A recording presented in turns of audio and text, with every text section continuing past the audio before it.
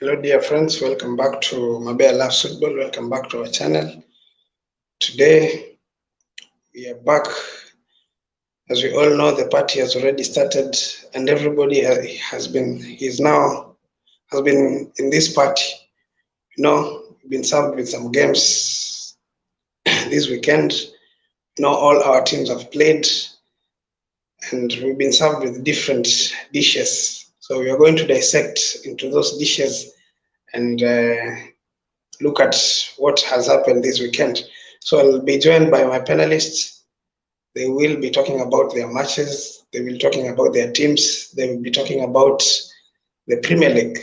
We will discuss about Haaland, we will discuss about Nunes Darwin. We'll also discuss about Manchester United. As we all understand, Manchester United has lost their first game of the season at Old Trafford. We'll also talk about Liverpool. We knew yesterday Liverpool drew. Talk about Arsenal. It seems like Arsenal has kickstarted the Premier League on a high note. We'll see. We'll see whether this season they're going to compete for titles. We'll also look at Chelsea because they've struggled. They struggled yesterday, but again they got the job done. So we'll look at that too. We also look at Tottenham because, of course, Tottenham it seems like it's going to be a dark horse. So look at Tottenham, see what Conte is doing over there, and also discuss about so many things about football. There are rumors that Manchester United is linked with Arnautovic, former West Ham striker. So we'll look at that and dissect into those issues.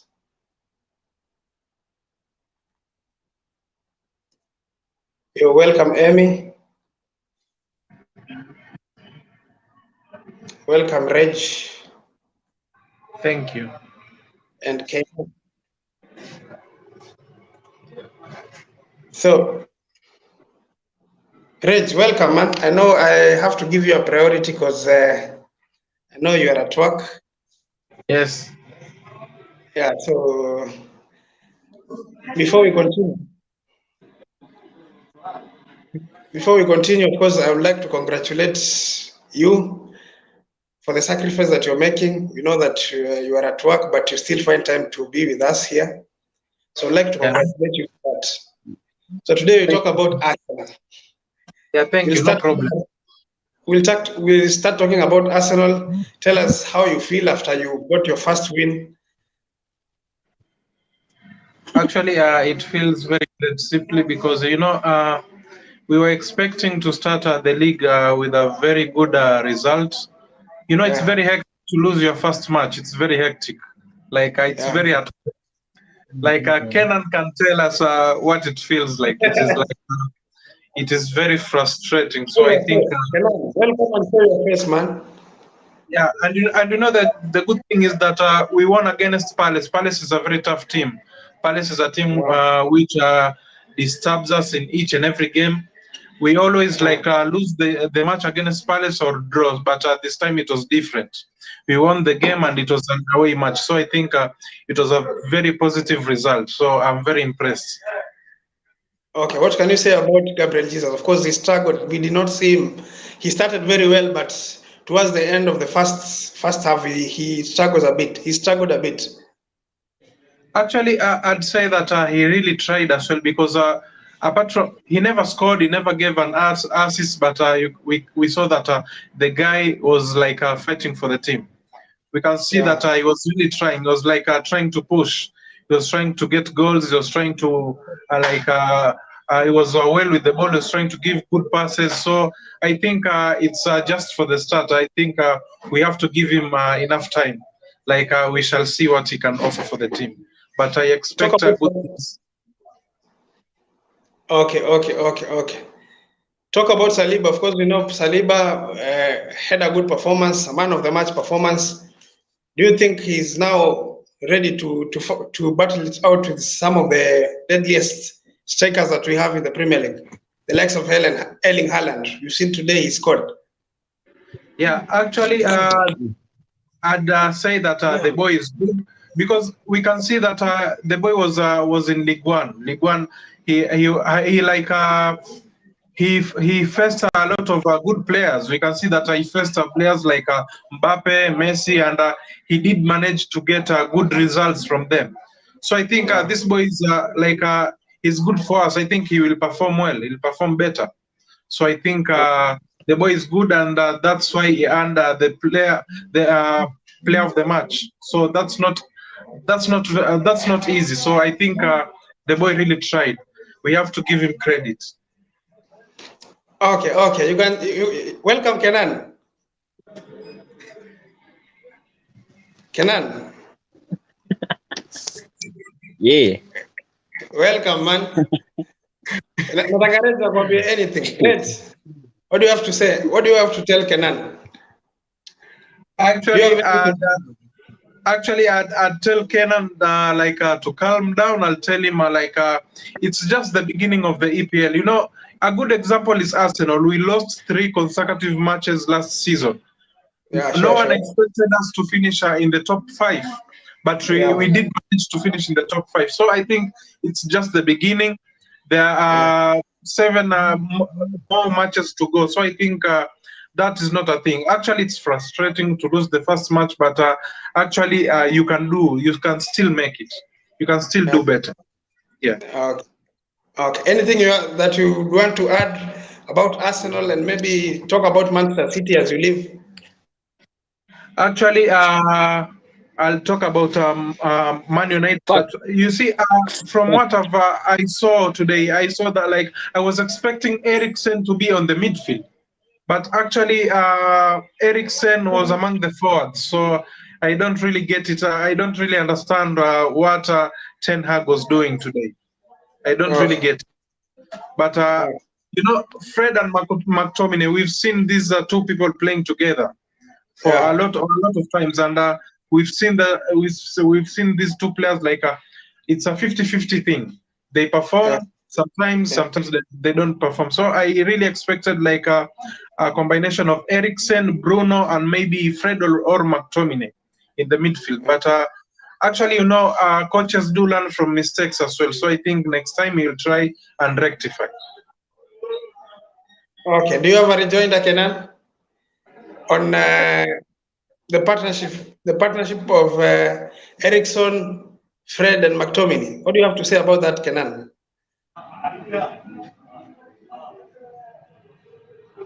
Seems that Ayuko ameshatoka.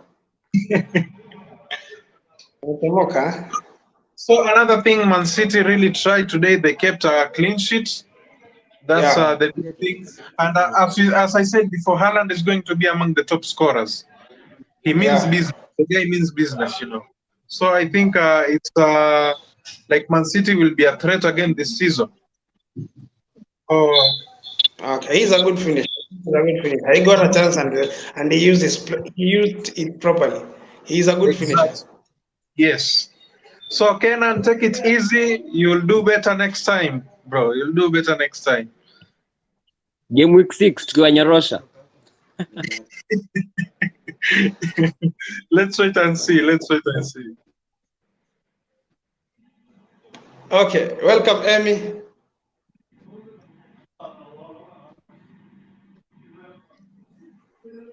Amy, welcome. Thank you. Oh, unasemaje? Timu yenu imepigwa leo. You also a Manchester United fan. What do you have to say about Manchester United? I think the weekend was great for me, but Manchester, that one was expected because, as we told you last time, we were even expecting worse than this because we are not yet there. Yeah, I think we need some time for ourselves to be ready for the deal. Okay. Especially umeona leo show leo imekuwa we not perform, hata hatukuwa na rhythm, hatukuwa na anything. Hata Gor Mahia niko sure wangekuwa organized kutuliko the way we are playing today. Yeah. Okay, Kenan.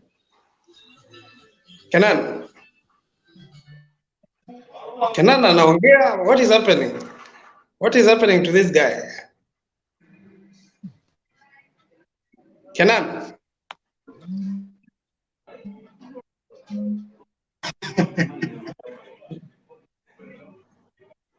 lakini inaonekana network yake iko na problem. Seems like he has some network problem. So what about, of course, you've seen Manchester City play. They've scored 2 goals, 1 goal from a penalty, and the other one from, of course, Erling Haaland, typical Erling Haaland goal. He was able to finish it very well. Do you think that Manchester City are now ready to start competing? I mean, to start ile form yao inaendeleanga kushinda 10 games in a row. Do you think that they can now kickstart by winning 10 games in a row?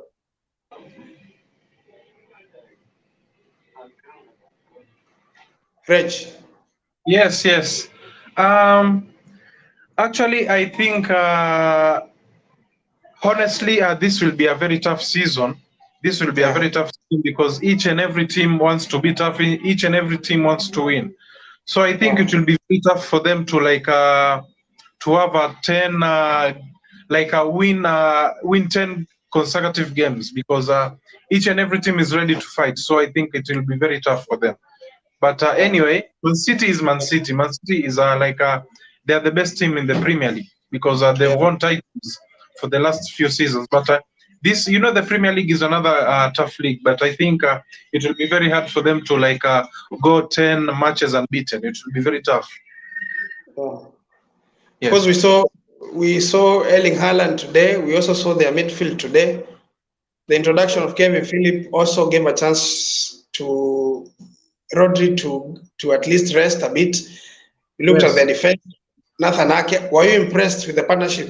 The partnership between Nathan Ake and Ruben Diaz?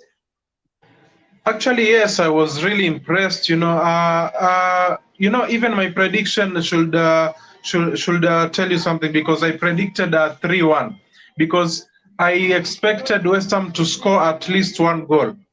Okay. So that should tell you that the partnership was okay because they managed to keep a clean sheet. So actually, it's a very good partnership. Yeah. Yes.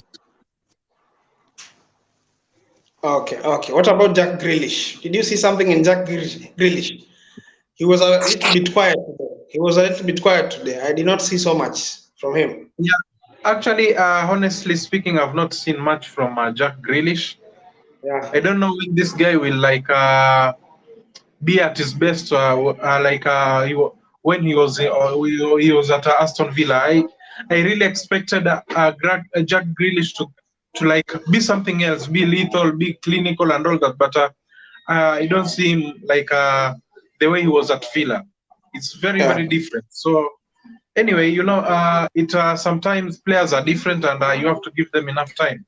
So let's try give him few matches, and we shall see what this guy can do, what this guy can offer. Okay. What about Liverpool? Of course, we've seen Liverpool struggle at the beginning of this season. They've really struggled. It's a little bit unusual. They are used to be winning in the beginning of the season, but it seems that they have started by struggling. Do you think they're going to continue with their struggle? Actually, honestly speaking, I don't expect Liverpool to be the way they were in the past few seasons because actually they are not the same. Their level has gone down just a little bit. That's what I can say because the players are all the same, and the midfield is also an issue because these guys do not have a very good attacking midfielder. If you people agree with me, because people say Thiago is very good, but I don't think a player like Wijnaldum, when this guy went to PSG, this guy was trying to push to score goals. This guy was trying to assist and all that. But Thiago is prone to injuries as well. So these guys have to get a very good attacking midfielder. And after Sadio Mane left as well, these guys have not got any replacement. So this team, they need to add quality into this team. Yeah. Yes. So you still feel that the departure of Mane really affected them? Exactly. Even Jurgen Klopp said that when he saw Mane score at Bayern, that is when he realized that Mane is really gone. That he realized that Mane has left them. Yes, so that should tell you something. These guys do not have a replacement, and it will be very hard for them to get a replacement simply because when you sign a good player, he still has to adapt, he still has to adjust to the new system of play. So I think these guys have to like add quality into this team because these are same players. Like they do get exhausted, and they really need to be motivated. They need to add quality to the team. So I think these guys have to sign. These guys have to sign, but I'm still not. Darwin Nunes scored yesterday, but this guy, I think he will still struggle. He will come to struggle. So I think these guys have not got a good replacement for Sadio Mane. They have to sign a very good player. But the most important thing is to score. He's there to score goals, and he scored. So the most important thing is to score, and he scored. So I have no problem. I'd still give him credit for that because scoring goals is the only important thing. No matter how you score it, as long as it's at the back of the net, it's a goal. Then we have to give you credit. So we shall wait and see. But I don't think if Liverpool will be okay, they are a good team, but they won't be a threat like the past seasons. Because these guys have the same players, like they do sign players, but I don't think if these players we don't expect them to sign such players. We expect them to bring like good quality. Especially when Sadio Mane left, these guys have to get a very good replacement for Sadio Mane. Yeah. So what about the defense? Of course, we saw Trent being beaten by Mitrovic for the first goal, and also the second goal was also a problem. What do you think about their defense? Do you think there is a problem in their defense now, or defensively? Do you think Trent should try and adjust how he plays in defensive wise? Actually, in games, mistakes do happen. Even the best defenders do make mistakes, but Trent is a very good defender.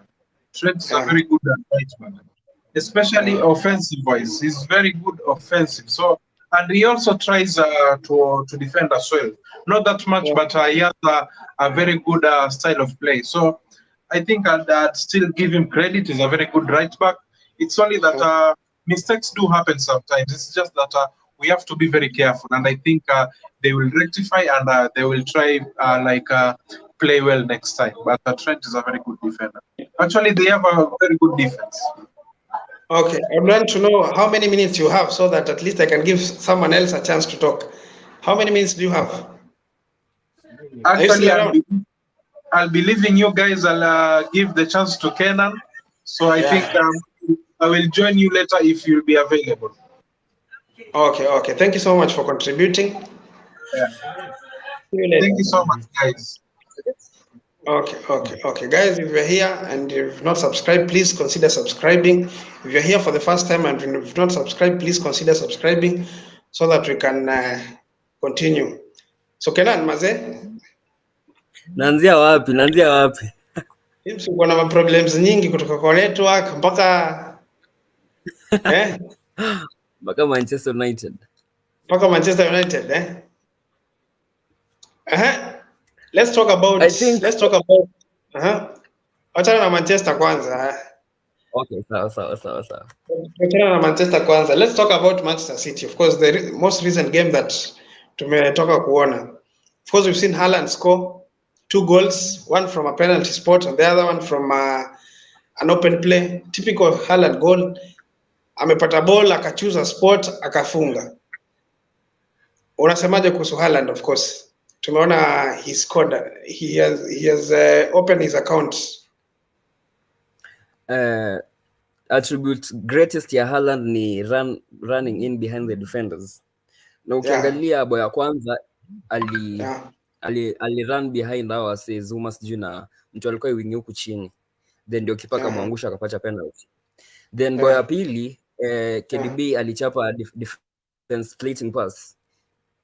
Kapata Jamal kwa sha open. alafu unajua wanaonuana hizi uza, so it was a goal. I think he played well. I expected him to struggle a little bit juu West Ham wanaweka low block, but it proved me wrong, just like Darwin Nunes, so itabidi tu relax. Yeah, City obviously turned up for the game. They played well. They were compact. They hawakuallow West Ham chances. Sidhani West Ham walikuwa na any chance except ile ya Skamaka offside. Skamaka of course. Na clear cut chance. Though West Ham walianza game poa. Ni kama walikuwa wanataka kushinda, walikuwa serious. Then after the first 3 minutes, but City took control. They controlled the game, they closed down, off and on possession, they were okay. Nilipenda movement ya Haaland. Alafu Foden pia can make things happen. He's a creative winger. Yeah, he's a creative winger. City actually had like 4 creatives. KDB, Haaland, Grealish na Gundogan. Alafu they control the midfield ya West Ham. Wakanalify runs za Bowen na kupata chance. I think they played really well, and Pep is ready. He's not joking this time. Talk about the pass. Talk about the assists. From KDB. Of course, KDB ni beast. He saw Haaland make a run. Now there was a space. So akachapa pasi nyerezi katikati ya defenders. Haaland akajipata kwa one-on-one na nini. But the problem with that ni KDB will slightly have to tweak his style of play. Once Haaland makes a run, KDB will be tempted to pass. Na 70% ya such passes zinakuanga intercepted. So then now pressure narudi kwa midfield. In as much as hii ya leo imeenda, watu wakasema wow, kuna zingine zenye zitakuwa zinaenda, na I think City wanafaa kuzoea. Alafu they also need to start crossing. Niliona sana Cancelo anaingia kwa box, anaanza siasa kuchenga, siju kupass nyuma ama Grealish like our crossi Haaland. Ndio maana walimsign, they need to put crosses in the box, wamu-involve kabisa kwa game, watawapea mabao mingi. Okay, Emmy.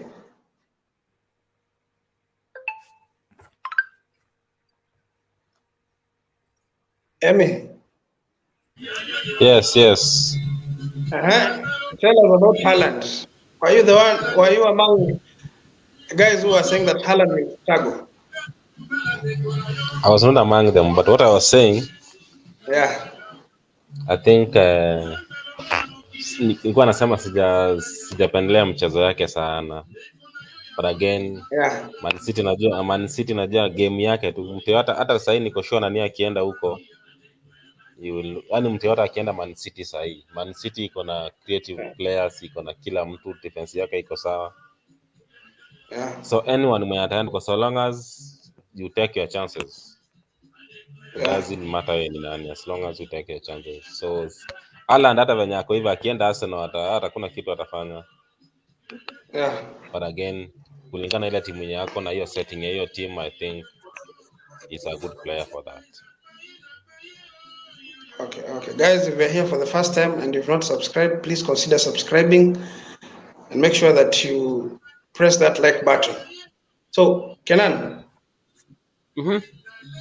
So, unaona Man City wameanza na force mazetu. Tulikuwa we expected them to start on a loss, but they've started on a high. Do you expect them to continue the same way? Of course, they always go on a run. They always go on a run 10, 12 games without losing. The next 8 games, the bottom of teams. So I'm expecting them to win all the games. Alafu Haaland will open a gap kwa nini? Top scorers. Kwanza next game versus Bournemouth, Etihad, he'll bang 4. He'll bang 4. Him to score 4. I'm expecting him to score 4. Okay. Sioni timu itawashika anytime soon. Maybe Chelsea mkisign striker.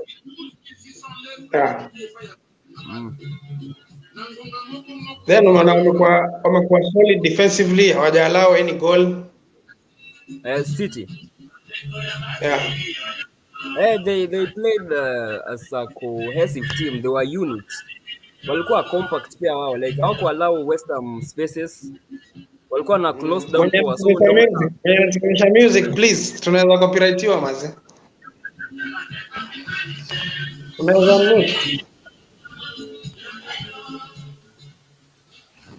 Yes. Hivyo. Ile music hiyo iko na copyright mazi, tutapigwa strike moja kali sana. Sawa. Kama if you feel like unataka kusikiza muziki and you're not contributing, una unmute your mic una unmute mic, then you continue the background yako, then maybe if you get involved unaweza mute una unmute tena. Sawa. So as you say, unaona City wako ready sasa. They are ready to go. To go on a run. Wako ready to go. Kwanza the next 8 fixtures ni team they can win convincingly by 5 or 4 goals. So sioni any team yenye itapose challenge for them the next 8 games or so. Okay. Of course the close rivals wanaonekana ni Tottenham Hotspurs. Tottenham Hotspurs are good now. What do you have to say about them? Because we saw yesterday they had a variety of players who scored. They had Sessegnon, they had Dyer. They also had, I think they had Sessegnon, Dyer, and then one, was it an own goal? It was an own goal. Kulusevski. Talk about Kulusevski bana. Huyo jamaa si mkali mazi. Akona left foot moja kali sana. And he plays on the right. He's a good carrier of the ball. I think attacks zote yeye ndiye anazianzisha. Like wanajua sawa, wamejua umsa anaweza chenga watu wengi, anaweza take on defenders. He's a good carrier, can run from the ball from point A to point B. Alafu is so dangerous kwa opposition's final third. So balls mingi yeye ndio zinaenda huko kwake. Alafu from 3 ni fluid pia, like hawana recognized striker juu. Hurricane can drop ama sana aende hiyo. Alafu I thought they are attacking with numbers. Alafu walikuwa wanacheza high on the pitch. Akina Sessegnon ndo hata alifunga. So like so far so good. Shida tu wenye wako nao ni kuintegrate the new signings into the team. Waendelee tu kwenye waliachia. So far so good. They're okay. And I'm expecting them to challenge City and Liverpool. Though jana walianza games a bit slow. The first 10 minutes they were slow. Walikuwa all over the place. Hawakuwa naenda na plan ya coach. Then I think the goal was a wake up call. Wakaamka and they did wonders. They controlled the game from the 11th minute kuendelea hadi game ikaisha. So hongera kwao pia, they're good. Okay. Ukiangalia mtu kama Dyer, Sergio Romero, and then Ben Davies, they look like they are solid defenders. But on something that is interesting, the interesting part is on the left-hand side. The right-hand side. Is it the left-hand side or the right-hand side? Who is the wing back on the right-hand side? It's Emerson Royal. Emerson Royal. I think that guy is not good enough. They should try and look for a new player. That's why they signed Spence. Okay. There's a kid called Spence they signed from Nottingham Forest. He's a good boy. Okay. Ni a speedy Reece James. Okay. Kuna pace sana. So hiyo ndio itakuwa task ya Conte kuintegrate into the system, wazoe system, alafu wajue venye wenzao wanacheza, when to pass, decision making, then they'll be okay kuanzia game week 7. Tadhani watakuwa wamezoeana juu au new signings watapewa most of the time kwa European Cups, European competition, Champions League. So watakuwa too fit. Wako na quality depth all over. Okay, Emmy. How do you rate Tottenham? Unaona kama they're going to put up a challenge to these two big teams, Liverpool and Manchester City, pia Chelsea? Of course, that's what I said even last time. There's a team that you expect to do something, it's Tottenham this time. I think hata watamaliza juu ya Liverpool. They are very coherent. Wako game yao pia ilikuwa safi sana. Pia wako na manager pia. I think ni mse hata kama ni wa season moja, I think atafanya kitu. I think this season wako mbele sana. Yeah. Mtu kama Hurricane sasa, unajua Hurricane amezeeka mazee, is 29 years old, he's been there, he has not won anything. So it seems that this season anaweza kuwa na hopes za kushinda kitu. Ziko, but si eti ziko hivyo, but sometimes pia anaweza kosa kushinda juu. Man City wako na kocha nzuri pia. But I think wako na a very good chance. Ata enjoy game this season. Yeah. Okay. Reginald says Man City are still a threat. No doubt about that. Okay, we'll see. You can see. Meweza tunaona kama hata pia Man City kama Man U watarudi. You never know. The first game, of course, Man City walipoteza the first game of the season last season, but wakakuja na wakachukua Premier League. So I don't know. I don't know why. Kunaenda kupoteza tu ya bahati, una get? Lakini ya Manchester, hii ni ile unaona tu hawana clue, hawana anything, zin. Yeah. Maybe, but we've seen some progress. Of course, we've seen some progress. You cannot say that you've not seen any progress. So we'll talk about Manchester. We'll talk about Manchester United later. We'll talk about at least there's some improvement bana. Vile Maguire amekuwa akicheza, sidhani kama ndio amecheza this season. Ndio ameanza tena. I think there's a bit of some progress. I don't think so. I don't think so. I think we're even worse than last season. Wow. Yeah. That's a very bold submission. You think that you're worse than last season? Yeah. I think. Sijui. Last season nakumbuka game za kwanza at least hatukuwa mbaya hivyo sana. Tulikuwa na motivation kidogo. Something can happen. But this season mazee tuko tu. Hatuna formation, hatuna anything. Hata unajaribu kuangalia nani anajaribu kuimplement nini, you cannot see anything. Just running. Watu wanaitwa tu. Like now uliona kuna instances kama mbili. Player moja tu ama wawili wanaita players wa Manchester wanakuja kama watano na wanaachwa hapo. Wakijaribu so now that hiyo game inaombwa sana. Nilikuwa nataka nani akue hapa but sijui ameenda wapi. Nilikuwa nataka Mike akue hapa lakini sijui ameenda wapi. Nilikuwa nataka we talk about that game when Mike is around, but it seems that he's not around. He told me that we'll come in, but I've not seen him. Yeah. Since you guys want us to talk about that game, let's talk about that game. Let's start with the Emmy. Yes. Leo mazee, sijaona defense yenu ikifanya. Kwanza Diego Dalot, ukiangalia Maguire, Diego Dalot hizo goal mbili zimetoka hiyo wing yake. Boli inapigwa kutoka tu hiyo side yake. Yeah. Kwanza bao ya pili mazee alikuwa yeye amelala kabisa. Paka Fred ikaonekana naenda kumkavia hapo. What do you have to say about Dalot? Najua Dalot ni mzuri. Yeah. Anakuwa mzuri wakati mna attack, lakini kama ni kuzuia pia na nini, kama ni kuzuia inakuwa ngumu sana kwake. Most of the time akipata runs inakuwa tu sawa.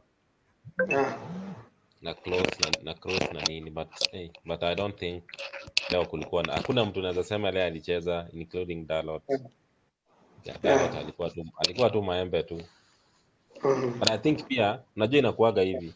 Kama timu yote if the team is not working, you always expect mtu kama Dalot afanye kitu. Because kama media iko and then you don't expect hata yeye afanye kitu much. So wewe ukiangalia problem ilikuwa kwa especially ni wapi sana uliona ilikuwa, of course tuliona McTominay alipoteza hiyo ball. Unaona midfield pia ilikuwa na problem. Kila mtu tusema ana shida tu juu sasa. Hakuna ule msemo anaweza kuambia alifanya anything. Kama uliona kuna msemo alifanya anything. Up front you were blunt. It was not until when Cristiano aliingia at least uliona kulikuwa na some movement pale kwa box. Yeah. Bado unakumbuka hata nani, hata huyu msee wetu huyu wa msee wa Portugal pia. Bruno. Bruno, unakumbuka Bruno hata pia alianza tu kupiga vitu zingine hapo waziko. Kwa imagination yani, eti nikiweza piga inaweza enda hivi. So something like that. I don't think we had a team today. Tulikuwa tu. We were honoring a match. Yeah. So it's a match to forget. It's a match you should forget about. Yeah, it's not a match to forget. I think we have everything to do. I think lazima tujipange at least tusiende relegation sahi. Kwa sababu sahi tujipange tu because kitu nimeona leo I did not expect to see that. Especially kulingana na pre-season venye imekuwa, nilikuwa na hope at least mse amefanya kitu. Talk about Sancho today. Sancho was a little bit quiet today. Hata yeye alitulia sana. I don't know. But again ni vile nimekuambia, hata kama angetaka kufanya kitu, timu yote ilikuwa mid imelala. So I don't think kuna kitu angefanya. Hiyo creativity ya kukuwa na anybody. Hakuna mtu mwenye alifanya hata run hata yake moja, ile tunaita a solo effort. So ilikuwa tu ni just ni fixture tu. Okay guys, if you are here for the first time and you've not subscribed, please consider subscribing. Every time we post a video, you get that notification. So Kenan? Yes. Mbona uko stressed hivyo bana? Midfield. Midfield. Tell us, muliline hapa aje leo? 4-2-2-2. 4-2-2-2. Hiyo ndio ilikuwa hiyo ndio ilikuwa before game yaanze, but game venye ilianza Bruno alienda to the right. Right side ya midfield, alafu Eriksen walikuwa ni interchange. Eriksen alikuwa false 9, Bruno alikuwa false 9 tena. So nambenye team ilikuwa ikuwe fluid, nambenye unajipata hapo ndo unacheza. But then again our midfield, hata tuko na Pep, Conte, Tuchel wote combined, and as much as uko na midfield kama ni utafanya kitu. So that's the problem. I think we weren't ready for today's game. So far so good. You've had a series of games pre-season. You guys, you cannot complain about not being ready. Pre-season tulikuwa tuna overachieve na tulikuwa na hopes za kuwa before season ianze at least tulikuwa tumesign player mmoja, tunataka key position, tutakuwa tumepata replacement wa McTominay na Fred. Tutakuwa tumesign na quality midfielder. So my fans tulikuwa hopeful if at all Ten Hag has been with this team for 3 weeks and they can be able to produce this with all these players. What if asen sasa wake sasa washike hiyo system nayo unaona? So tulikuwa optimistic that in as much as the season to expect much junior rebuild, at least kama tumecheza hivyo pre-season, then before season ianze Ten Hag apewe signings wake ndio when cooperate kwa team pamoja, tuanze pamoja early enough. So we can expect something different. But then tulienda to the first game with the same players too. Hii ni kama niliona meme fulani ya pilipili ya blue yenye jaiva ya green, alafu mtu akaipaka rangi ya red. Unaona? So the same thing happened. So let me ask you, why is it that you people are stuck, have really stuck with Fred and McTominay at the midfield? What is happening? That's the only option we have. That's the only option we have. The best among the poor. You see our midfield, our midfielders at the club ni poor what? Sasa unaona Fred na McTominay ni wenye wako na E ya 19. Unaona? Wengine wako na E ya but ya 18, so hao ndio wajinga kiasi. Unajua nimeona Roy Keane akisema Roy Keane alikuwa anasema Fred na McTominay ndio walifanya Oli akapoteza job. Tena nani akiendelea kuwafundisha watafanya anapoteza job tena. Unajua Rangnick alisema aje? Yes? Rangnick alisema openly, we need to sell 10 players and sign in 10 players. Watu wakadhani ni jokes. Na ni ukweli, those players are not good enough. You can't rely on Fred and McTominay to win midfield battles, like to win you the game. Hawezi, they're so poor. Hata sasa ndio sasa tuingia game ya leo sasa. So the first goal, McTominay was trying to be a progressive alikuwa anataka kurun na ball. Alikuwa anataka kuwa ball carrier. Na Sancho na Rashford wameopen kwa wings. Alafu Fred alikuwa ameenda huku juu kuprotect, like kucover. Actually Fred alikuwa na cover hiyo space McTominay ameacha. Then tukanyanganywa ball, nao wasio walikuwa na quick passes, like pass and move, quick transition. Then time game ilianza, they were told to target wing ya Lisandro Martinez. You see his shot. So waliambiwa chape aerial.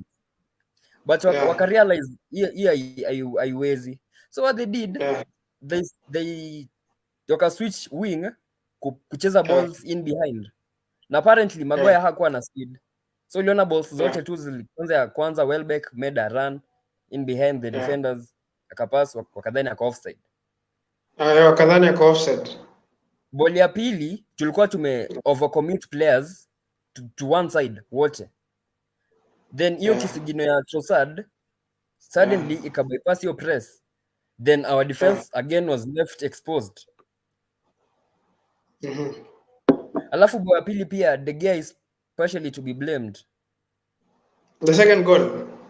As in the first goal. The first goal. Why do you think? Like he stays in the line so much. Atokangi. Oh, you think angeenda kukutana na hiyo ball at least haingeenda kumpata ni Gross. Ni Gross, I saw the game ya jana ya Chelsea. Niliona Mendy kuna balls alikuwa na win. Azifiki defender mwenye kwa hii side anatoka kwa line.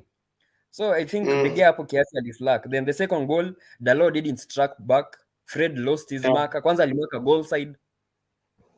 So temenye the game amepunch hiyo ball ikafikia tu Gross. Kazi yake tu ilikuwa ni kufunga, kufist.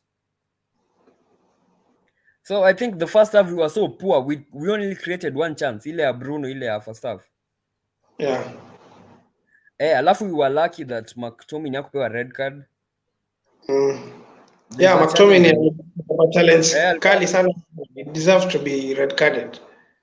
But lucky enough hakupewa red card. So I thought Ten Hag may learn from that, na second half bring someone like Van der Beek into a pass and move. Where bado we stuck with the same team until we brought in Ronaldo, then vitu zikaanza kuchange kiasi. I think second half we played somehow better. Second half was an improvement of first half, but still bare minimum. That's not the team we expected. You see team yenye preseason hatukuwa tunacheza hivi. Today I didn't see an instance of us pressing. Ama maybe ni juu we miss Martial. Do you think Martial is good in that? Like unajua Martial kuna kitu yenye analeta kwa team. Martial unajua ni mtu anacheza game nzuri leo, kesho anacheza game mbaya. But preseason alikuwa consistent. I think it's called kwa game zote zenye alicheza except Atletico. So was everybody. McTominay was putting up a shift. Fred the same. McTominay na Fred in preseason were giving us more reasons why we should sign a midfielder. They were so poor. Hakuna mtu ana receive ball kutoka kwa defense. Kwa goalkeeper ama kwa defense. You saw the first 10 seconds Trossard almost scored. Judalo had no one to pass.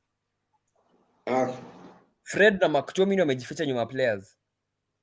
Then 3 minutes later we were pressed again. Fred akasakam to pressure, akapass sijui nani alipass. Then tena akaslide tackle. Jumte alitake time to make decision. Okay. Acha nikupumzishe kidogo. Okay guys, if you're here for the first time and you've not subscribed, please consider subscribing and make sure that you like the video. So, Emmy.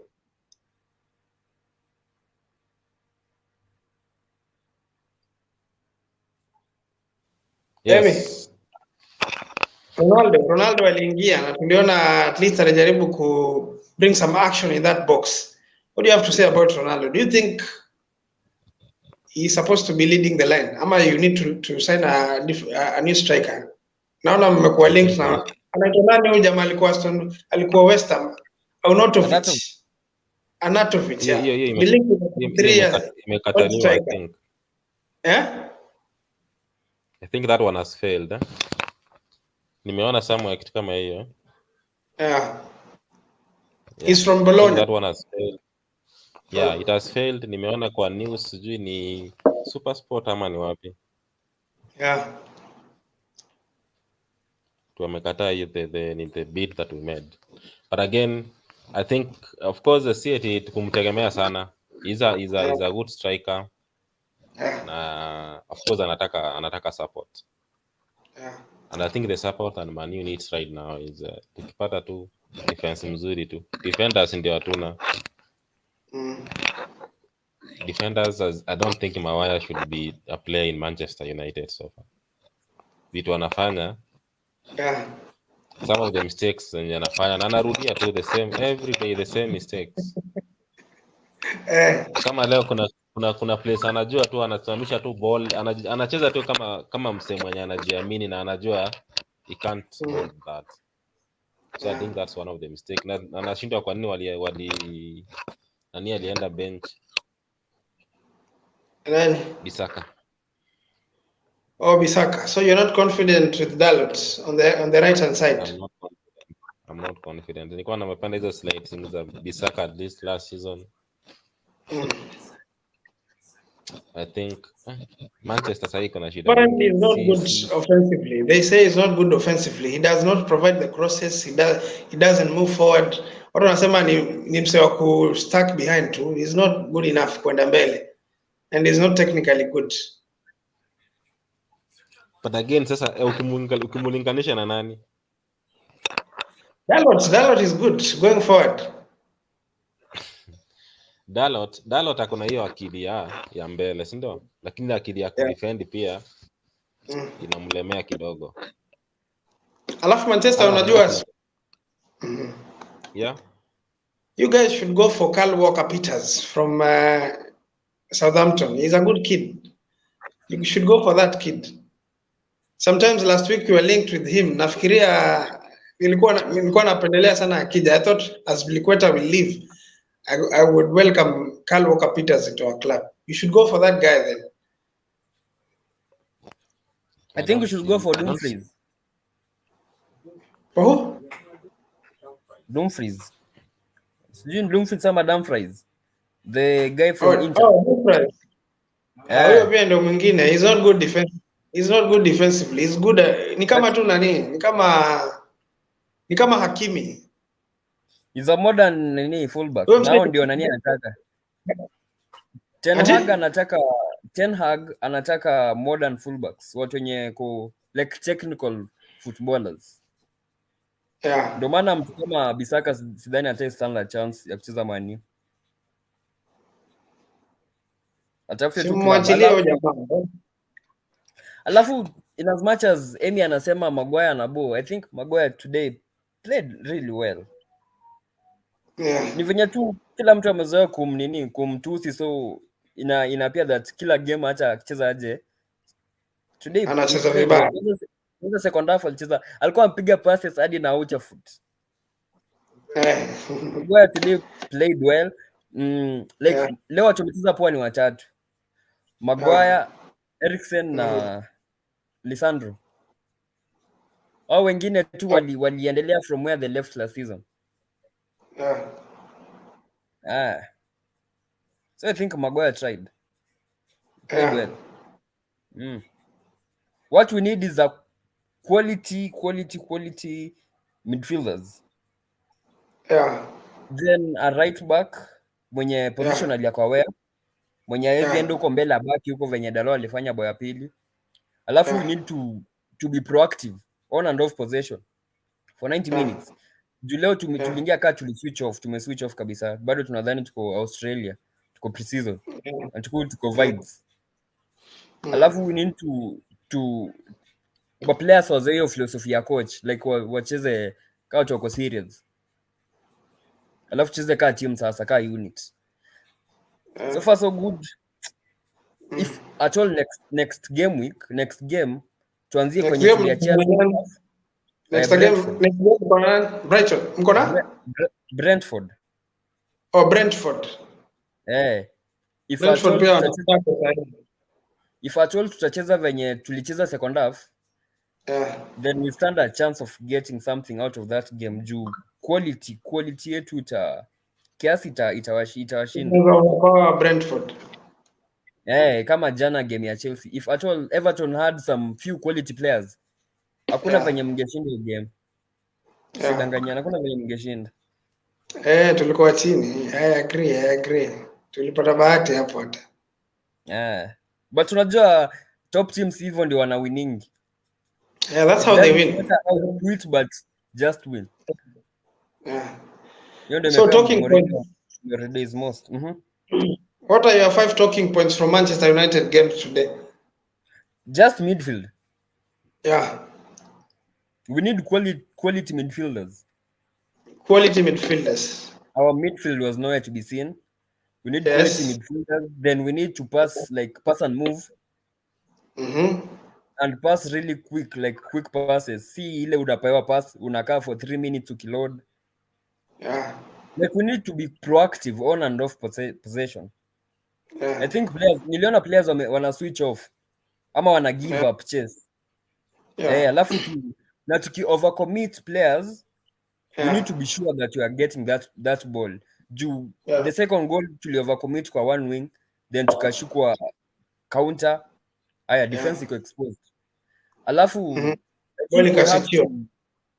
we have to sign some dirty midfielders, mtu kama Kante, Verratti, Fernandinho, someone who can make a tackle.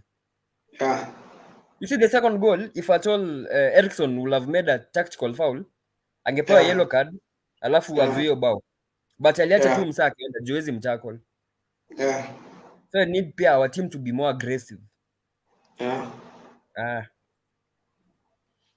Okay. Anything you have to say about Manchester United? Ama hivyo ndio hivyo umeshatosheka na wao na. We need more players. Kama hatuta send player before we play versus Liverpool. The third game of the season you're playing against Liverpool, at Old Trafford. Well, unajua the more tutachapwa, the more confidence yenye tulikuwa nao pre-season itashuka, na player mwenye hana confidence hawezi perform. So if at all these people want Manu to work, ama Ten Hag's ball to philosophy whatever to be enacted in the team, we need to sign those players before that Liverpool game. We have to. Hakuna shortcut. Waingie kazi leo usiku. Niliona after game walimit na hierarchy. Ten Hag and the owners and akina director of football. So we need them to act right immediately. Okay. So which players are you looking at, especially in the midfield and especially in the midfield? Because now we already know that you want to improve the midfield and maybe the attack. I think we can get if at all Tielemans has 1 year left in the contract. And today he was in the team. He played against Brentford, right? Against Brentford, but if at all you can get him, will be an upgrade of Fred. Then we pray De Jong chooses us instead of going to Chelsea. But if at all you watched today's game, sioni venye anaweza tuchagua. Sioni venye anaweza kwa timu kama hiyo aki honestly. So if at all you get those 2 midfielders, itakuwa upgrade. Okay, itakuwa upgrade ya Fred na McTominay. Exactly. And then kwe battle itakuwa hapo mbele kati ya Bruno na Erikson, mwenye atakuwa na perform vizuri atakuwa akicheza. Okay. So huko mbele you don't need a striker. You can do well with Marshall. We need to sign Sesko. Ama we need to sign Sesko. Juu Anatovic atakuwa short term fix. Ako 34. He's 33 now. 33. So we seem to build the future you get. Alafu I felt like we should have gone for Timivana, but naona mshamuuza Leipzig. Amerudi Leipzig. But tungemwendea. But we have a chance to sign Ziyech. I think Ziyech is available. Ziyech though as but you really need him. You don't need him. You have Sancho on the right, so I don't think you need him. And I think he's better. Sancho is better than Ziyech. He's better, but you see Ten Hag had a way to unlock Ziyech. Alikuwa anacheza kama a creative wide player. Alikuwa anacheza kama creative, okay, but I think you have Sancho. Labda, I'm not sure about it. Well, we'll see how the window pans out, but honestly, Mimi and many other United fans, we need quality midfielders and a right back. You need a right back at least to give some competition to Dalo. Dalo juu ameanza amelala sana huyo jamaa. Ameanza siasa mapema. Now that Bisaka inaonekana is being pushed away from the team. Seems like Dalo amelala sana. Now the faster we act the better. Juu tusiposign sahi. Unajua Liverpool tuchapa, assuming we don't get a result versus Brentford, tutakuwa 9 points off the top. Na kupata 9 points sahi Premier League si joke. Ikienda itaenda. So we need to act right. Especially vile Tottenham wanashinda, Arsenal are doing well, and Man City have already started doing well. So Liverpool na Chelsea already we know they have quality. They can do things anytime they want. So we need to act fast enough to save our season. So let's talk about. Of course, we talked about Manchester United. I talked about Arsenal with Reg, but you can also talk about Arsenal a bit as usual. What did you see in Arsenal? The first half was superb. I think first half yao ni venye walikuwa wamecheza nini? Walikuwa wamecheza pre-season. Alafu you see Arteta has been with the team for over 3 years now. Amekuwa akipata the right players to use. Alafu he signed players positions zenye zilikuwa zina miss. So it was easier to integrate them into the team. Hawakuja kaa backup, wanakuja kaa wameingia kwa hiyo namba. Unaona Jesus played okay, but hakufunga. Saliba was wow. That kid is good. Saliba was quality today, yesterday. Zinchenko also played well. First half Arsenal played well. They were proactive, on and off possession. They were okay. They closed down really well. Then I think in the second half they switched off. Then allowed Palace to get into the game. They had a couple of chances zenye hawakutake. Then Arsenal had a good game management. Alafu they killed the game by scoring the second goal.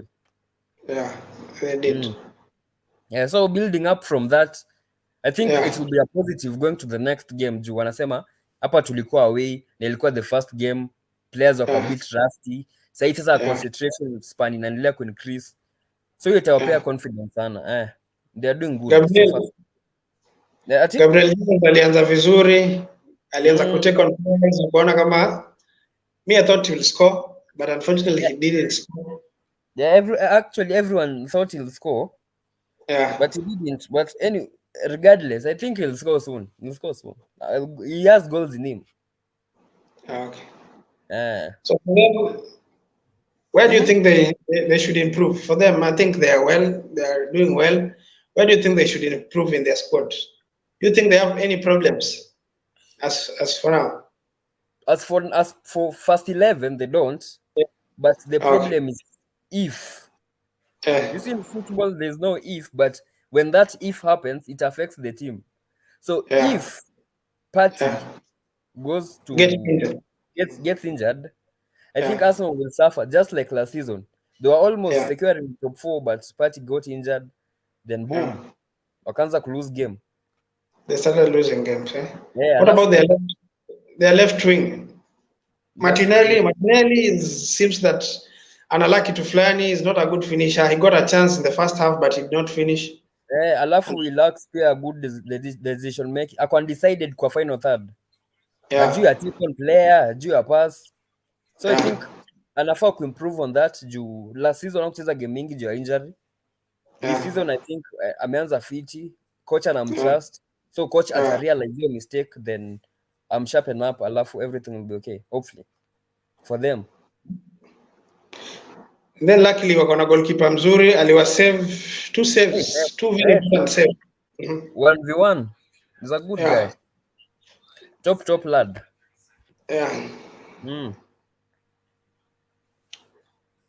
Let's talk about Liverpool now. Liverpool seems wanamissana Sadio Mane. Wanamissana Sadio Mane. But still, with that, their defense ilikuwa a bit shaky. Niliona Fulham at least wanawaingia kidogo. The right hand side, Trent position awareness yake defensively has been questionable over time. In as much as Trent is good going forward, I think he should be improving on his defensive skills. Alikuwa bully daddy na Pereira, Manu reject.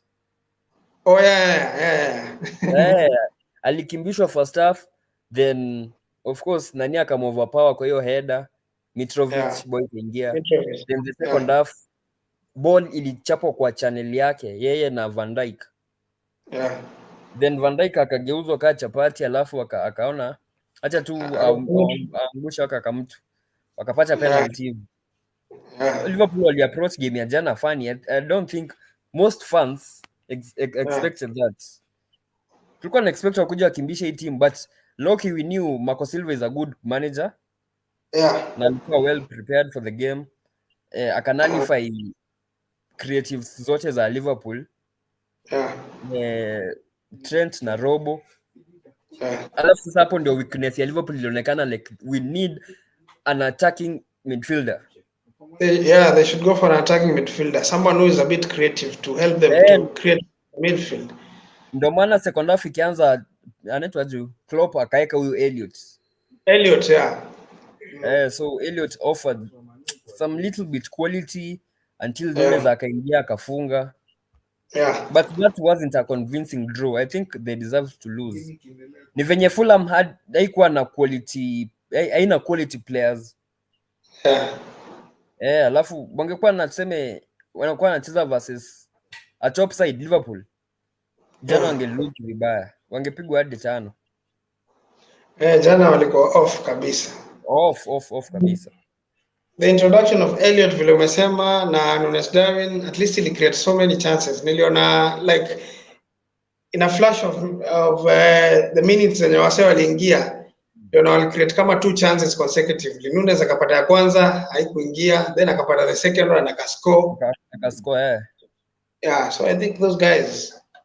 So hapo I think makocha watajua hapo ukimark Trent na Robertson, Liverpool iko creative tena.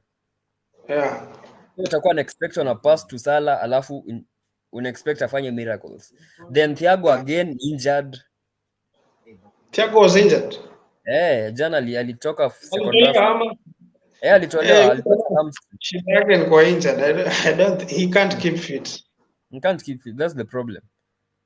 Na for a team like Liverpool, ndiposa wacheze wenye wanacheza, you have to keep fit na like ndio mdeliver. But sasa huyu mse akishaanza kuumia, so itabidi coach ameanza kutegemea the like of James Milner, who's defensive oriented midfielder. Na ako 35 years, mtu unaweza expect acheze Wednesday and Saturday kila game na the same intensity. So I think hiyo ndio itakuwa nini pigo ya kwanza ya Liverpool. Okay. Emi, are you around? Ana ametoroka, sijui kama ameenda. Emi.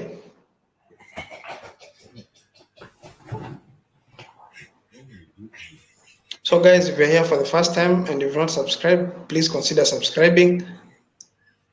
So so Liverpool, where do you see them this season? Unaona kama they'll come good and start challenging for top position? I think it's too early to judge them. It's just the first game. Now we all know what those players are capable of doing. So just give them a benefit of doubt that they have quality and they have enough firepower to get them through. So it's way too early to judge, to rule them out yet. But I think they'll be back. They'll work on their mistakes and hopefully for them they'll be back, but for us fans we want them to be on the downward trajectory. Waendelee tu kuanguka. Waendelee kuanguka ili mpate nafasi pia. Okay, let's talk about Chelsea. Before we talk about Chelsea, we've talked about Tottenham, right? And Manchester United, Liverpool, Arsenal, Chelsea. Now let's talk about Chelsea. Jorginho converted a penalty. Ameanza tena. See, nikiona Jorginho akifunga penalty, mazee huwa napata zile memories za Frank Lampard na Thomas Tuchel first season akikuja. He was our top scorer. That's last season he was top scorer. Ama? Last season sio, I think Mount alikuwa top scorer. But Jorginho akianza kufunga bao kwa Premier League naanza kupata zile memories za Frank Lampard first season na Thomas Tuchel ile time tumechukua Champions League. Yesterday I didn't. Jana nadhani Chelsea amku create enough. Mount alikuwa passenger kwa hiyo game. Hadi alitolea. Hata si Mount peke yake. Hata Havertz was very poor. I think I remember there's a time that Leonardo Thomas Tuchel anamwambia why you guys are sleeping in the field. Mbona tunafanyia hivyo? Jana mlikuwa too lucky, like mliface team yenye haina quality. Haikuwa na quality na hata haikuwa na striker. So you had an edge juu ya quality players na coach mwenye anajua chenye anafanya ku manage game well. Then you guys won, but tactically kuna still something missing in that team. You had Rudiger, yeye ndiye alikuwa ball carrier wenu wa back 3. Angeenda mbele. So jana what I realized ni Kalidu akienda anaacha gap yenye Caesar anaenda kuicover. Then huko chini Azpilicueta alikuwa anaachia Gray acres of space. You see Rudiger most of the time alikuwa na run vertically into that position, into his position. Kalidu runs diagonally. He leaves a very big space. Asa huyu mse Rudiger alikuwa na run direct to the attack, ku attack directly vertically kwenda hivi. Hakuwa na leave so much space. Kama ni kurudi anarudi haraka, with Koulibaly ana get into the midfield kabisa. Ana crisscross. So mjana mlikuwa anacheza sijui na like offensively mlikuwa anacheza na back 2. Juu Koulibaly alikuwa anaingia sana midfield. Anaacha position yake. Ilikuwa ina allow Everton to get hizo pocket of spaces ku attack. Na ni venye tu wako ana recognize striker, so wako anajua afanyie nini ball. Alafu Mendy pia ameanza kuwa shaky. Mendy amekuwa shaky. Amechapa balls mingi amechapa nje. Alafu Cucurella aliingia though hakupata enough time ya kuonyesha prowess yake. Acha tu aanze game versus a worthy opponent ndio mjue kama ni a quality signing ama tu atakuwa anaanza bench. But so far you need to improve on your attacking. Especially attacking. All the attacking players were not doing well. Apart from Sterling, the rest were not very good. Sterling ndo alikuwa anaona ana drop deep ku carry balls, kazi yenye Mount angekuwa anafanya. Akuwa ana feed Sterling, kazi yake kwa ni kumaliza. Alafu niliona is a good like ako na poacher skills. Niliona hiyo ball alifunga offside. Bao ya nani ya Sterling? Top strikers ndio fanya hivyo. Like wanajua keeper atatema hiyo ball ama ball italand somewhere hapa. So I need to do that. Amko mnampea hizo balls. Alafu James was trying to cross for Havertz. Havertz na nani wana attack the same ball na Sterling. Na Havertz anafaa kuwe wing ama mmoja wao kuwe wing huku juu.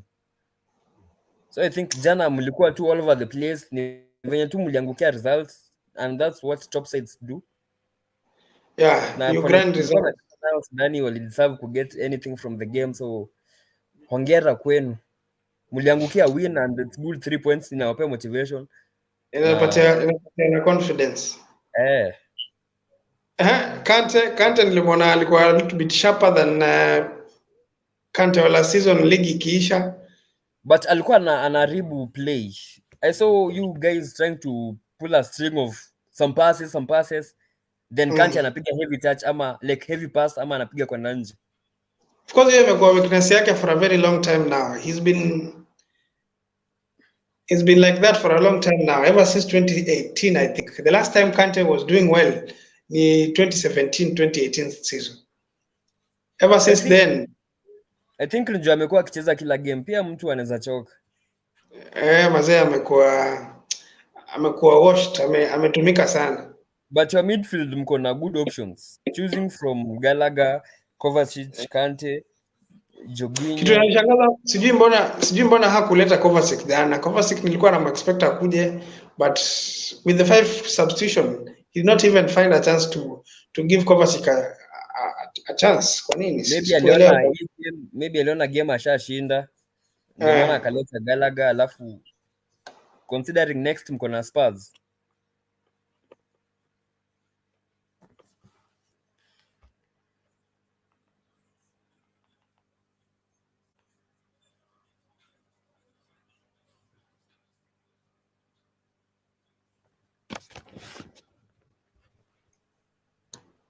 Sorry.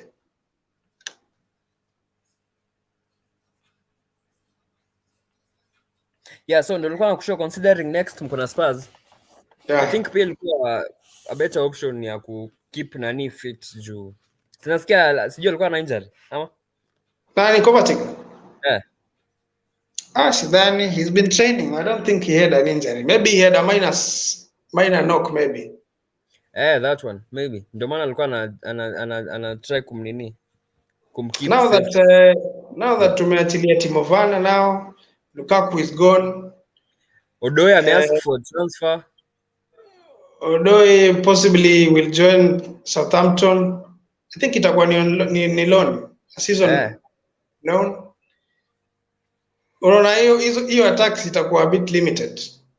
But with Broja, of course, uliona nini from Broja? Armando Broja, I think alikuja na ana make runs za striker tu. Na alikuwa na win headers. Like akonyo presence ya a number 9, a traditional number 9. Anaweza drift kwa wing niliona. Na anaweza take on players from what I saw last season akiwa huko Southampton. Nadhani yeye alichanganya Maguire hadi Maguire akainvent no look defending, if you remember that game. Game ya Southampton mkicheza na wao? Versus United ile ilisha 1-1. Broja aligeuza Maguire ka samosa. Pia sasa kwa system yenu ya nini kucheza back 3, I think you need more center backs. As Bellecourt hizi anza game ya versus City ka center back. So you need like to sign more center backs, a center back, a quality one na attackers ndio mnafaa invest zaidi. Hiyo side ya right center back, I think tunaweza replace pia na Chalobah. Do you think Chalobah is good enough? Chalobah is not good on the ball. Msa akokaa kimpembe. Ananga composure, like ni yule mse yacho unaona ukimpass ball anaweza make a mistake. Ama anaweza vunja tu opponent. So we need to learn venye Thiago Silva. Unaona kama there's kuna block Thiago Silva limake ilikuwa one yeye na Gray. Ile yenye Thiago Silva Mendy abaki kwa goal. Yeah. I think few defenders pekee ndio wanaweza fanya hivyo. Yeah. Alitulia tu, alijua msee aendi mahali na Chemali drops nani Gray drop shoulder nani hakusonga, so akameka a good block. Yeah. So Chalobah anafaa ku learn from that. Yeah. Alafu Mendy nani Silva na Koulibaly, Yeah. hiyo partnership kiasi naweza face nayo top side wao wawili hivyo. Jana waliona walikuwa wanatolewa mbio hadi wanashikwa na cramps. So then wako ready for to face top sides. I'm not sure kama Koulibaly alikuwa injured ama ilikuwa tu precautionary yenye walichukua. I don't know what happened. Gray alikuwa anawatoa mbio. Gray ni mkali bwana. Sasa mimi na imagine nikikutana na Man City ama kukutana na Salah amekimbia hivyo. Amekati inside alafu anakimbia hivyo. Kwanza the left hand side hiyo yenye Koulibaly atakuwa na face Silva na. The good thing about Koulibaly, he has good timing. Hata kuna tackle alikuwa na make ni late tackle but anazitime vizuri. Anashika ball. Anashika ball. Na anajituma. Anajituma. So vile ukiangalia Chelsea vile unaona vile walikuwa wanacheza jana, do you think of course we cannot rate them with the game ya jana kwa sababu tunajua ukiangalia hata intensity of the game haikuwa to the level, walikuwa wana move ball pole pole, not as we know them building from the back, wana build vizuri from the back, but jana walikuwa very very slow. Hata ukiangalia hiyo midfield hawakuwa wanatengeneza 3 passes or 4 passes together. Do you think wanaweza improve ama there's something that they are lacking in there? Of course there's time for improvement. Yeah. There's room. What improve? Hii ni game ya kwanza tu, alafu coach like sasa ndio game serious. Acha ile pre-season yenye unacheza tu venye unajisikia juu tu unataka ukue fit. I think Premier League involve everything, physicality, mental, everything. You have to be ready for it. So I think coach will make enough analysis ya vichota wako on training ground. Alafu muone kama zitakuwa instill before mcheze game next versus Spurs. So mta improve. But mnafahamu like already tunajua mko na quality na mko na good coach. So ni itatake si ka Man U yenye coach amejua players for 3 weeks. I think Tuchel amejua ma players wake for a time now, na he knows what they are capable of, what they can offer, how they can play. So it will be something easy for him kwa make wacheze vizuri. So there I think mimi naweza sema when you look at the midfield we should not over rely on the partnership between Kante and Jorginho, especially mtu kama Kante vile ako prone to injuries. He is good kwa game kubwa. For example kama tunacheza na Man City ama tunacheza na Liverpool, such games ni mpoa. Anafasa aanze ku try different partnership between maybe Jorginho and Kovacic. Especially me wana partnership ya Jorginho na Kovacic a bit better. Wana complement each other better kuliko vile Kante na Kovacic sometimes wa mzuri, especially on a high intensity game. Kama tunacheza na team kama Liverpool, unajua wote wako na intensity ya juu. Mtu kama Jorginho ni msee mzuri sana wa reduce tempo of the game, ana relax, ana spray passes either to the right to the left progressively. I think ajaribu different partnership now that he has 5 subs and he has so many midfielders. He has Loftus-Cheek, he has Gallagher, and of course sasa kuna midfielders kama 4 hivi. Ukiangalia established midfielders, mtu kama Loftus-Cheek, mtu kama Kante, Gallagher, ajaribu different partnership to avoid over relying on Kante and Jorginho, especially on Kante side. Kante is not the same Kante that we used to have. True. Then ukiangalia mazee huyo Kai Havertz mazee sijui, I didn't see him kama ni msemo mwenye atatusaidia. If you're going to continue with the same guy up front, maybe sidhani kama tutafanya. Yesterday I did not see him at all. He was not good enough. I think anaekwa juu, you see akiwa Leverkusen before Patrick Schick umie alikuwa anacheza kama number 10. Alikuwa anacheza kama number 10. before. Yeah, before Eh, me. anaweza cheza namba 10, anaweza cheza right wing Yeah. na anaweza cheza striker. Yeah. So I think kocha anamwekanga juu ya mobility na hiyo fluidity ya nini ya au front three yenu. Yeah. But so far he's not delivering, so anafaa tolewe. Yeah, anafaa tolewe. No, the problem is that we don't have someone who can replace him. Ukiangalia mtu kama Pulisic, you cannot give him. Yes? Pulisic can try, but atakuwa ako injury prone. Na si msi anaweza make consecutive nini performances poa. Yeah. And he gets bullied. Akiwekwa hapo anakuwa bullied sana. Unajua bit at least nani ako na physicality kidogo. Mtu Kai Havertz ni mrefu na body yake iko well built kidogo, but Pulisic ni jamaa mdogo. Yes? Atasukumwa kiasi, anaanguka na ana lack concentration at key moments. Na yeye unajua the first thing that when he gets the ball, the first thing that he does he want to dribble. Anataka ku dribble. Sio ule mse mwenye akipata ball anaweza at least link up with watu wengine. He's not that kind of a guy. So ukimweka pale mbele unamlimit. Anataka kama free roll fulani hivi. Ndio maana nasema saa hii like ndio mcompete tena next season series. You guys need to invest on your attack. Nafaa msign watu before window ishe. We've been linked na Aubameyang. I'm not sure whether kama hiyo story yake pia imenyamaza. Aubameyang na Depay. Between Aubameyang na Depay, unaona ni mgani mzuri mwenye anaweza fit hiyo club ya Chelsea? Oba, of course. Oba atawapea mabao. Yeah. Hiyo si tunaweza doubt.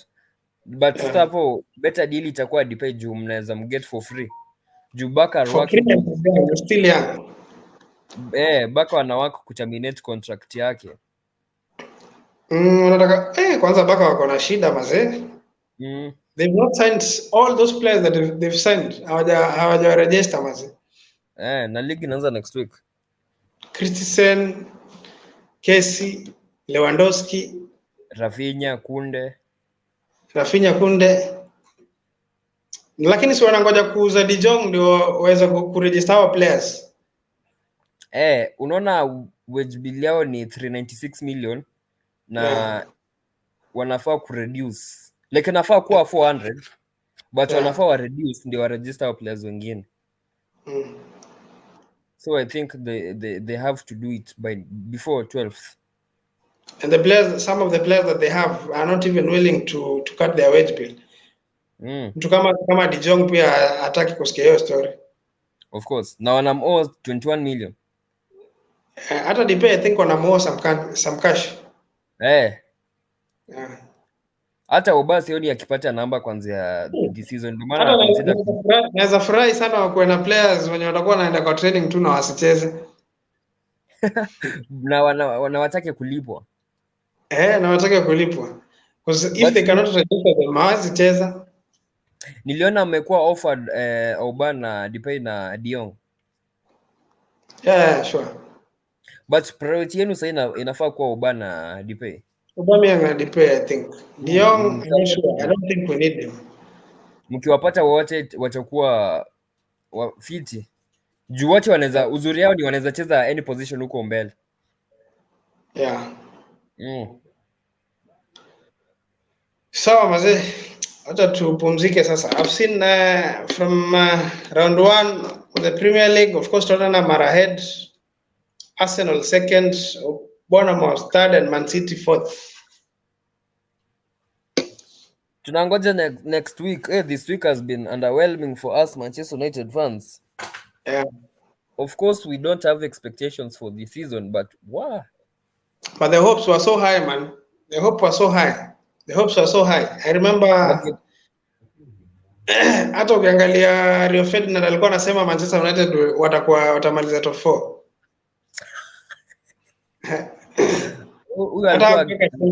Hakuweka Chelsea hapo. But watu wengi tulikuwa carried away na pre-season. Yeah. But ni game moja tu, so acha tungoje hizo zingine zikuje. Hopefully we send someone this week. Naanze hiyo game ya Brentford. Yeah. Immediately yakuja kaanze. Kama vile tumesign Kukurela akakuja na akaanza. Exactly. Tunataka mchukue huyo sasa. Yeah. Sawa, bottom 3 naona kuna Nottingham, kuna West Ham, kuna Southampton. Sijui kama timu gani inaweza wajoin hapo. Luckily enough ninyi hata hamko hapo sasa. You are not in a relegation battle at the moment. Tunaweza kuwa hapo by game week 3 if at all we don't sign anyone.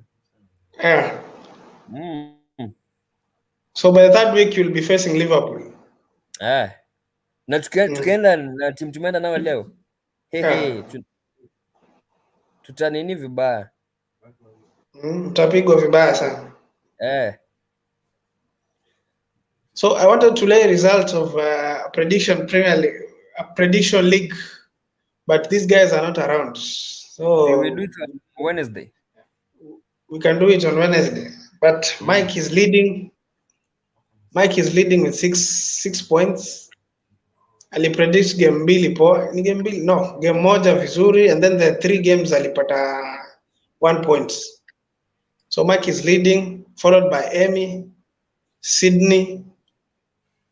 Of course, I'm also fourth. Yeah. Then wewe uko na point 4, Rage uko na 3. Then the others of course predict only 1 game.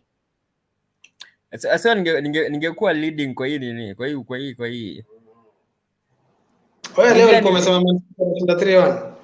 Ile nili second guess like my gut, unaona game ya Spurs na game ya Spurs, game ya Liverpool, game ya Spurs na game ya City. Yeah. Hizo results zao ndio zilikuwa my first thought. But sikusema nikaenda na tunaka realistic. But anyway, mimi ndani City wata struggle, but venye nimeona of course hata when you look at them today they did not do it. Yani hawakucheza kama vile una expect City wacheze. The first goal ilikuwa pena. Ilikuwa pena, second goal si venye tu City una expect wa miss so many chances at least wa score of 5 chances wana score 3 goals. They were not like that. At least hawakuwa to their level. So many teams have not played to their level best. Apart from Tottenham who niliona wana create so many chances. Tottenham wali create so many chances. Other teams are not so much ready. Hata Arsenal hata wakiringa vile wanasema they are doing well. I don't think they are next wako na Leicester. I think Leicester itawapea good challenge. Leicester washinda leo against Brentford. Tielemans amefunga ama ni nini? Nasikia mfano wa Arsenal wanalialia. Ni Kastanye na Drisbury. Ni Kastanye. Okay. Hopefully our teams will have signed someone by Wednesday. Yeah. Then to discuss kwa mapana na marefu. Okay, thank you man. Let's say hata tuseme tu hiyo that is going to be a hope because tunajua business quiz imekuwa different man. Very. Especially on our side unapata unasikia you are close to be signing a player but anaenda back. Dion kwanza nataka mpatane na Barcelona Champions League. Of course transfer derby. Tutapigana na wao vibaya sana. Kama tutapatana na wao, hata mimi niko na hiyo motivation. Tukipatana na wao maybe tunaweza wapiga, sijui. But vile niliona jana, we need to improve so that we can face such kind of teams. Bayern special mention to Bayern, walifunga mabao mengi, Mane was on score. Hiyo league tu iko ni Farmers League best. Hiyo na French League 1 so sioni kuna kitu hapo.